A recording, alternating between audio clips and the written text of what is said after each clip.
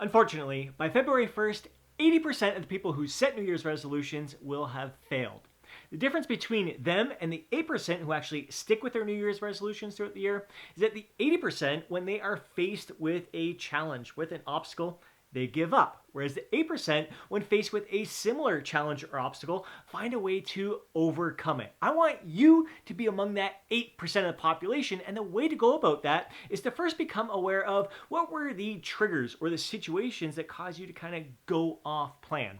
Maybe it was an unplanned lunch meeting at the office there, or maybe your spouse came home with one of your favorite treats and you just couldn't resist either of those temptations. Really important to become aware of the internal dialogue that was going on in your mind throughout that process there. So maybe at the luncheon you're thinking, here we go again, I was doing so well on my diet, and there always seems to be something that comes up that sabotages my progress. So you think to yourself, you know what, I'm just going to start again tomorrow. I'll just indulge here and just start again, get right back on track with my diet tomorrow. Same thing, spouse comes home with that treat. All right, I'm just going to dive into this thing, just get it out of the way and start again tomorrow.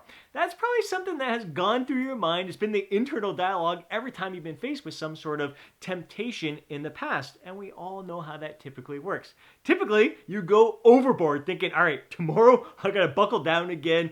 This is the end. This will be my kind of last hurrah here, where I'm just gonna go nuts, pig out, and then get right back on track tomorrow. Next thing you know, the following week, similar situation pops up. There's always unexpected situations that are going to arise throughout time. So you find yourself stuck in this almost like binge and purge kind of situation where you're like overeating and then telling yourself going to get back on track, and then become super restrictive, and then next thing you know, faced with another temptation and binge again, and then repeat that cycle over and over again. So we want to, number one, learn from those experiences. How can you improve upon your experience when you're faced with these situations again? Because you will be faced with these unexpected situations all the freaking time. It's life, and you just got to roll with those punches. It's not about perfection, it's always about progress. So maybe for that luncheon, I mean, you look at the menu, there's always going to be good choices on a menu there, or at least better options that you can choose from that you still really enjoy. And it doesn't mean you have to eat the entire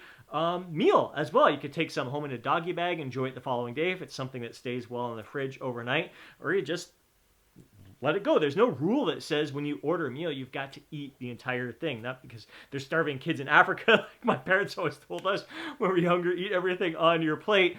You don't have to finish everything just because you paid for it, and just because it was on the meal. A lot of times these restaurants, I mean, everyone brags about the portion size. You know, going back to the restaurant, you should have saw the portion size, right? No, I would rather have a responsible portion size of a meal that is going to nourish me a lot better. Sure, you can enjoy like a favorite treat on there if you want, but learn from that experience and move on the following day. You don't have to go overboard with that. Same, your spouse brings home your favorite treat. You don't have to eat the entire thing that night. You can have a portion of it then, plan to have the other portion tomorrow, so you get to enjoy it 2 nights in a row, and you can make it fit your, even if you go a little bit overboard on your calories tonight, you can make it fit your calorie target for tomorrow, so you feel good about it. You're like, wow, I can work in all of my favorite foods and still achieve my goal of getting lean, staying lean, getting jacked, feeling my best, and living my life to the fullest.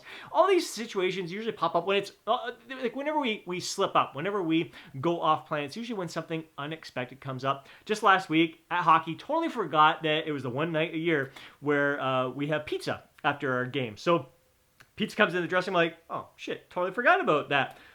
I was the first one to dive into that pizza. I freaking love pizza. So I grabbed 4 little squares there, had my 4 slices, washed it down with a light beer there. Didn't think anything of it. Like thoroughly enjoyed that freaking pizza. The next day, I just ate a little bit lighter. It all works out. Maybe it's 2 days where you have to eat just a little bit lighter. But again, 4 slices. Maybe I learned from that experience. You know what? The next time I'm faced with that situation, how can I improve upon that experience again? Maybe I stop at 3 slices. 4 was great for me, but maybe I want to see, next time I'll try 3 slices. See if that's all I needed. Wash that down with another light beer. And I'm like, yeah. 3 was great. I was satisfied. It satisfied me. I got everything I needed out of that. Thoroughly enjoyed that experience. 3 is great. I didn't really need that 4th one.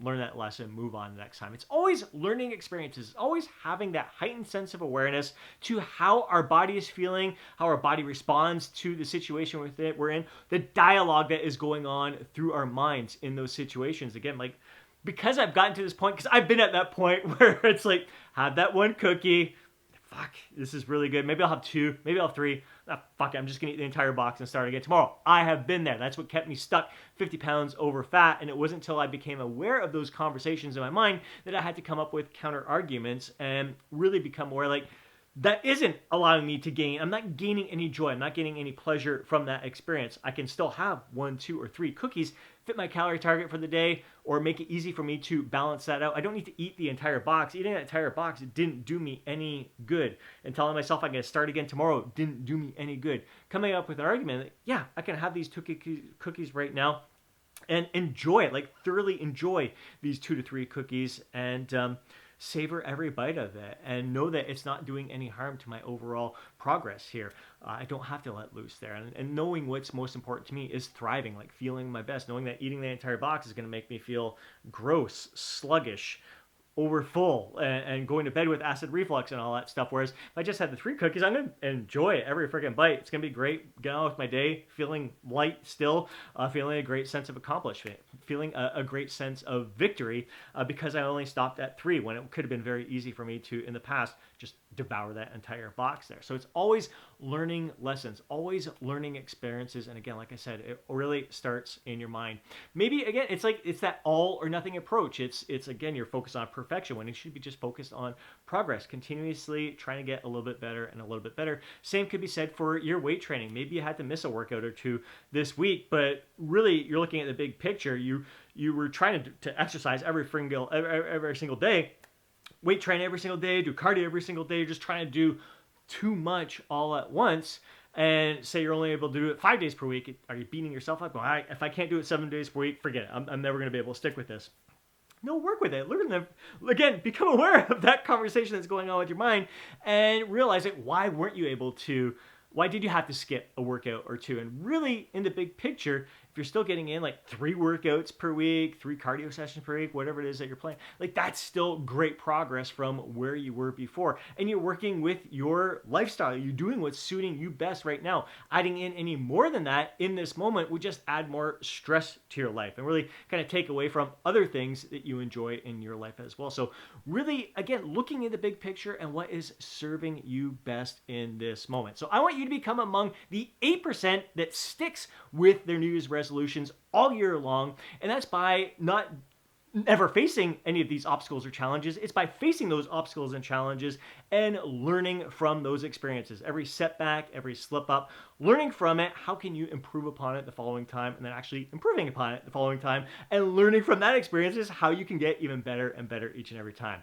I hope you enjoyed today's video. If you did, please do me a favor and smash that thumbs up button. If you want to see more videos like this, be sure to subscribe to the channel, hit that alert button to be notified each time I upload a video. If you know a fellow bro who would benefit from watching today's video, please do me a favor and share it with them. More than anything, I'd love to hear from you down in the comment section below. Share your thoughts, share your insights, share your feedback and personal experiences. Before you go, don't forget to download your free guide, Lose Fat, Get Jacked. Have yourself an amazing day. Catch you next video.